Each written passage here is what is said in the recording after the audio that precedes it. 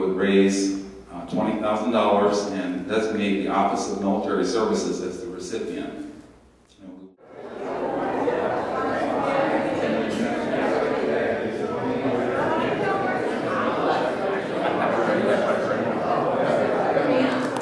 Good morning, Jan. Don't you love waking up this way in the morning?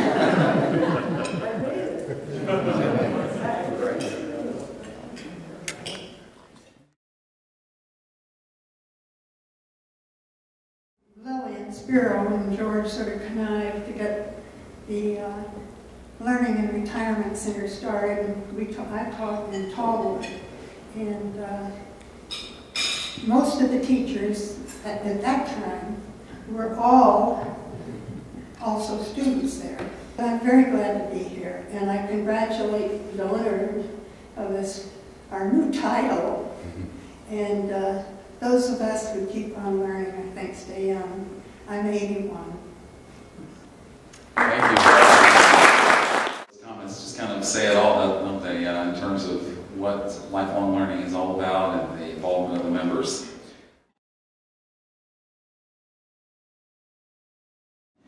I just really want to add to the congratulations to Ollie.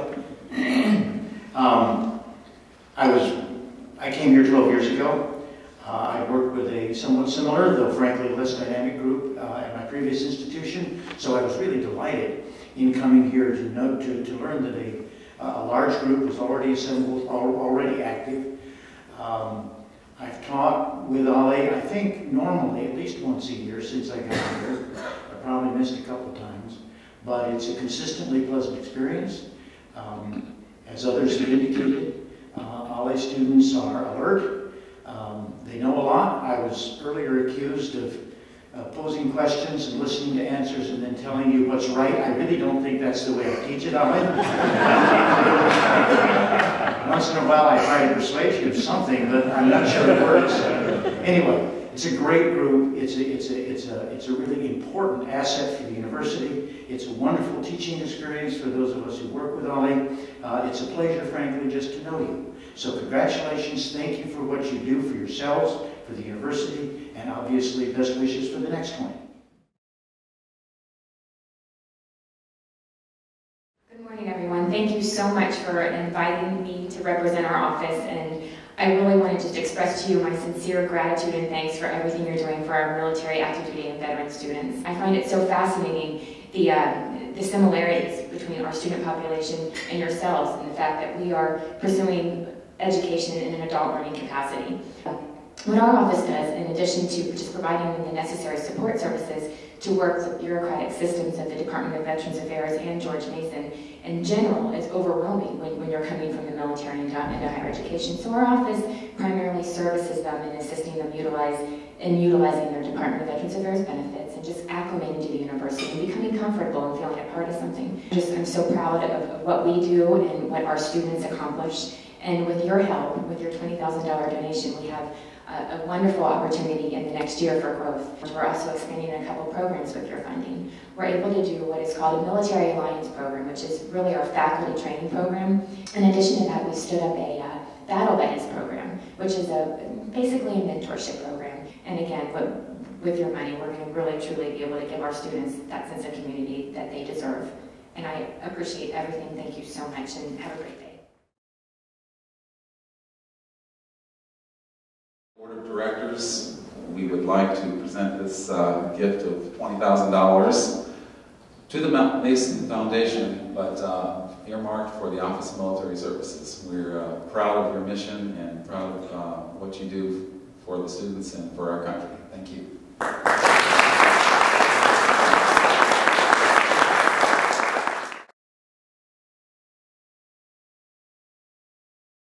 Just a couple of comments. The first one, partnerships are extremely important to George Mason University. Partnerships with the community, partnerships in so many ways drives this university. It did under Dr. Johnson, it has since I've been president.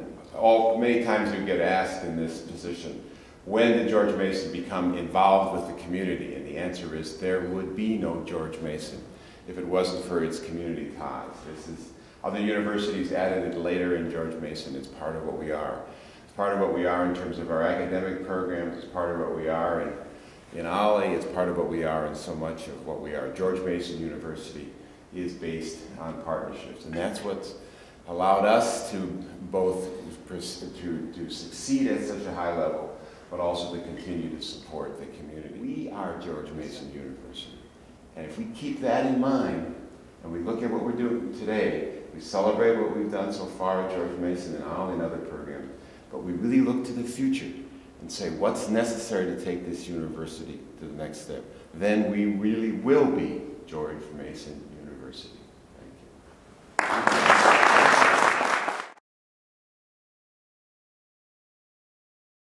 We have a wonderful photography club here, and they decided that they would put together some of the best work that they've done, some of it on campus, some of it this is actually a picture from the OLLI Gardens that we have. And so this is in honor of our appreciation for you in 20 years of partnership with George Mason University. I hope you'll find a place to proudly display that. Thank you. Dr. Stearns, similar here is a different montage, some views from OLLI and from George Mason that we hope will remind you of the best of both scenarios. I love with this one, some of our OLLI members in the gardens over there at Tallwood, and you recognize most of the others. So thank you for all you've done for support.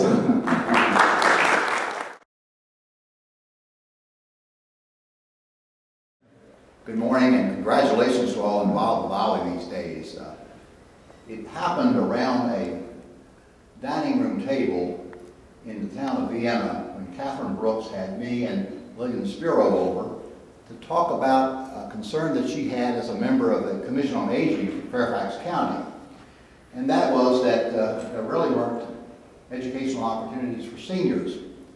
And the reason I was invited was because I was Director of Adult Education for Fairfax County Schools, and we had been concerned about the same problem and what could we do to relieve this. And so Catherine had looked at the program at American University and a couple of programs that existed around the country and raised the question as to why we couldn't do this, like for example at George Mason. We decided then that we would make an effort to pursue this.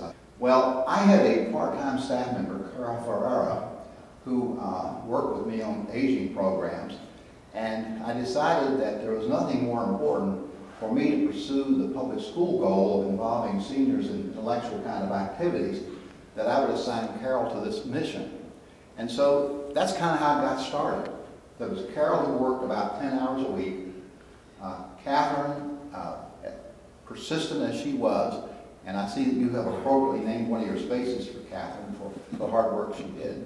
And all of you know Lillian and Abe and how persistent they were. And Dr. Johnson was willing then to respond to these persistent requests about getting something like this started. And to no one's surprise, it took off in a hurry. But it was truly a labor of love, because working with the folks as the startup of the program, it was obvious it was going to be a success. And it was obvious then, too, when the partnership made a whole lot of sense for the two to come together here at George Mason. And this was all before the OLLI. I mean, you guys are rich now. Back then, we were I'm just so envious of you. And for all your contributions into George Mason and Dr. Merton and others' contributions to the program, I congratulate you and thank you on behalf of the community for doing all this good work. Thank you. It's hard to strike the right balance between recognition time for a significant event, such as this one, and the demands of competing worthy causes. The fact that there are so many important people here gathered only confirms the importance of this formal ceremony. Universities have traditionally educated the future, and George Mason is doing that at the breathtaking pace of 33,000 students at a time. Osher Lifelong Learning Institutes nationwide might be thought of as educating the past, but in fact, the 120 OLLIs plus the Lifelong Learning Institutes around the country are educating movers and shakers who are at the peak of their powers and influence and their ability to share. It is fitting that we, who have been around the block, support our veterans who arrive from an entirely different direction as they reintegrate into the academic community. So thank you, George Mason. Thank you, veterans. Thank you, distinguished guests. Thank you all. May all your dreams come true.